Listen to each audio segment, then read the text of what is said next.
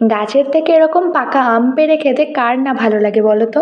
Hi everyone, আজকে আমি যাচ্ছি মাঠে আম পাড়তে। আর এই যে জমিটা দেখতে পাচ্ছ, এটা আমার ছোট মামার, প্লাস এই আম গাছগুলো। তো আজকে এই আম গাছগুলো থেকেই পাকা আম পাড়া হবে। আমি মাঠে আসার 10 মিনিট আগে আমার ছোট মামারা মাঠে এসেছে। তো এই 10 মিনিটের মধ্যে তারা এতগুলো আম পেড়ে ফেলেছে। আর এখানে আমার ভাই সৃজয়ের ঋষির আম পাড়া দেখে ইন্সপায়ার হয়ে আমারও আম পাড়ার ইচ্ছা হলো।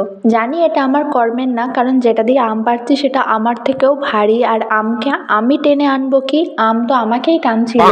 তাই ওই আম পাড়া যন্ত্রটাকে ভাইয়ের কাছে দিয়ে আম গাছের নিচে একটা বাঁশের মাচা টাইপের বসার জায়গা ছিল, তো সেটার উপরে দাঁড়িয়েই আমি আম পাড়া শুরু করে দিলাম। আর এখানে দেখো ঋষি তো গাছে উঠে আম পাড়ছিল, আর ওইদিকে সৃজয় তো অনেক আম পেড়েছে, কিন্তু সৃজয়ের আম পাড়ার স্টাইলটা শুধু দেখো, মনে হচ্ছে ফটফট করে শুধু ফুল তুলছে, আম নয়। সৃজয় আর ঋষি মিলে তো অনেকক্ষণ ধরে অনেক আম পেড়েছে, তবে এরকম পাকা আম শুধু পেড়ে ব্যাগ ভর্তি করতে কি আর ভালো লাগে? তাই ওরা এখন দুজনেই গাছের থেকে পাকা আম পেড়ে খাওয়া শুরু করে দিয়েছে। আর গাছে আম পেকে যদি এরকম হলুদ হয়ে থাকে, তাহলে কার না চোখে পড়ে বলো তো। ঠিক তেমনই গ্রামের দু একজন তো তাদের ঘুম নষ্ট করে ভোর 4টের সময় চলে আসে এই আমের জন্য।